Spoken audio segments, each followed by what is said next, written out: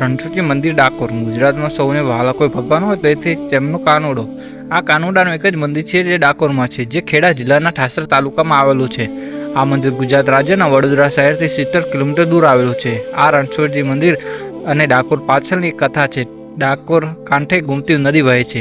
ડાકોરનો ઇતિહાસ. દ્વાપરયુગમાં ડંક મુનિએ ડાકોરમાં આશ્રમ બનાવ્યો હતો. તે જમાનામાં ડાકોર ખાખર્યું વન હતું, પરંતુ ડંક મુનિએ તપ કરીને ભગવાન શંકરને પ્રસન્ન કર્યા. ભગવાને ડંક મુનિને આશીર્વાદ આપ્યા કે કૃષ્ણ ભગવાન અહીં આવશે અને પોતે ડંકેશ્વર નામે લિંગ સ્વરૂપે અહીં રહેશે.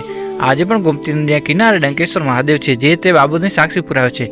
આજે ડંક મુનિએ મંદિર પાસે નાનો કુંડ બનાવ્યો હતો, જેમાં પશુ પંખી નિર્ભીતે પાણી પીતા હતા. એકવાર ભગવાન કૃષ્ણ અને ભીમ પ્રસંગોપાત ડંક મુનિના આશ્રમ પાસેથી પસાર થયા હતા.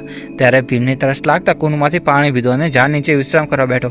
અચાનક વિચાર આવ્યો કે આટલા સુંદર જળનો કુંડ જો મોટો હોય તો ઘણાને પાણી સુગમતાથી મળે, અને ગદાના એક જ પ્રહારથી ભીમની 999 વીઘા મોટો આ કુંડ આજે ગોમતી નદીના કાંઠે આવેલો છે. વર્ષો વીતતા ગોમતી કુંડ એ ડંકેશ્વર મહાદેવ મંદિર આસપાસ લોકો આવીને વસ્યા અને પહેલા ડંકપુર અને ત્યારબાદ આજનું ડાકોર ગામ બન્યું. ડાકોર ગામમાં કૃષ્ણ ભગત બેડાણો રહેતો હતો, જે 6 માસે પૂનમે ડાકોરથી દ્વારકા રસ્તે ચાલીને હાથમાં તુલસીનું રોપું લઈને ભગવાનના દર્શને જતો હતો. ભક્ત બોડાણો 72 વર્ષની ઉંમર સુધી રાબેતા મુજબ આ ક્રમ કરતો રહ્યો, પરંતુ ત્યારબાદ ઉંમરના કારણે તેને તકલીફ પડવા લાગી. પોતાના ભક્તની આ તકલીફ કૃષ્ણથી જોવાય નહીં. તેમને ભક્તને સપનામાં આવીને કહ્યું કે હું દ્વારકાથી ડાકોર આવીશ, તું બીજી વખત આવે ત્યારે ગાડું સાથે લાવજે. બોડાણા બીજી વખત ખટખતો ગાડું લઈને દ્વારકા આવ્યો. પૂજારીઓએ પૂછતા નીકળતા તે જવાબ આપ્યો કે ભગવાને મારી સાથે ડાકોર આવવાના છે. દ્વારકાના પૂજારીઓએ રાત્રે મંદિરને તાળા મારી દીધા, પરંતુ ભગવાન કોઈના બંધનમાં રહેતા નથી. તેમણે આ તાળા તોડીને બોડાણા સાથે ડાકોર જવા પ્રયાણ કર્યું. દ્વારકાથી થોડા દૂર નીકળ્યા બાદ ભગવાને બોડાણાને કહ્યું કે હવે તું ગાડામાં આરામ કર, હું ગાડું ચલાવીશ. ફક્ત એક જ રાતમાં ભગવાન રાજા રણછોડ ડાકોર આવી ગયા અને સવારમાં બિલેશ્વર મહાદેવ નજીક લીમડાની ડાળ પકડી બોડાણાને જગાડ્યો કે ગાડું ચલાવવા કહ્યું.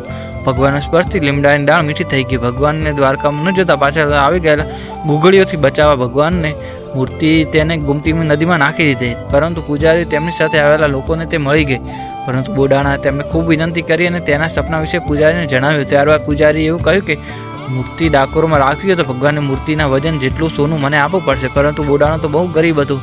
તેની પાસે તેની પત્નીની એક સોનાની વાળી પડી હતી. તે આપીને તેનું વજન કર્યું તો વાળીનું વજન મૂર્તિ કરતાં વધી ગયું અને પૂજારીઓ વાળી લઈને પરત દ્વારકા જવા માટે નીકળી પડ્યા. આવી રીતે કૃષ્ણ ભગવાનનું સ્થળાંતર દ્વારકાથી ડાકોરમાં થયું અને ડાકોરમાં તે અસલ મૂર્તિ છે તે પહેલાં દ્વારકામાં હતી. અનેક નામે ઓળખાતા ભગવાન કૃષ્ણ દ્વારકામાં દ્વારકાધીશ, ડાકોરમાં રણછોડરાયના નામે ઓળખાય છે. તેમને મળેલ નામ પાછળ એક કથા છે. જ્યારે સંઘના મિત્ર કલરાયના જ્યારે કૃષ્ણ ભગવાન પર આક્રમણ કર્યું ત્યારે તેઓ મથુરા વાસીઓના રક્ષણ માટે તેમની સાથે લઈને રણ છોડીને ભાગી ગયા અને નવી નગરી દ્વારકા બનાવીને ત્યાં વસ્યા. આથી તેમને દ્વારકા અને ડાકોરમાં રણછોડરાયના નામે ઓળખવામાં આવે છે. આ પ્રસિદ્ધ મંદિર ડાકોરના દર પૂનમે મેળો ભરાય છે. ઘણા લોકો આ દિવસે આવીને શ્રદ્ધાથી ઈશ્વરની પૂજા કરે છે. કેટલાક લોકો ખુશીથી અથવા તેમની માતા પૂરી કરવા પગે ચાલીને દૂર દૂરથી આવે છે અને ઈશ્વરના દર્શન કરે છે. અહીંના મંદિરના લોકો પ્રસાદ રૂપે ભગવાનને માખણ મિશ્રી મગસ ચડાવે છે. કૃષ્ણ ભગવાને ગાય ખૂબ જ વહાલી હતી, એટલે અહીં લોકો ગાયને ચારો પણ ખવડાવી પુણ્ય કમાય છે. અહીં નાસ્તામાં ડાકોરના ગોટા ખૂબ જ પ્રસિદ્ધ છે. અહીં આવનાર દરેક યાત્રી ડાકોરના પ્રસિદ્ધ ગોટાનો સ્વાદ જરૂર માણે છે. અહીં આવેલ રણછોડરાયની ભોજનશાળામાં માત્ર 5 રૂપિયામાં ભરપેટ ભોજન મળી જાય છે. હવે તો ડાકોરના લોકોને આકર્ષિત કરવા માટે અન્ય નાના મોટા મંદિરો બનાવવામાં આવ્યા છે.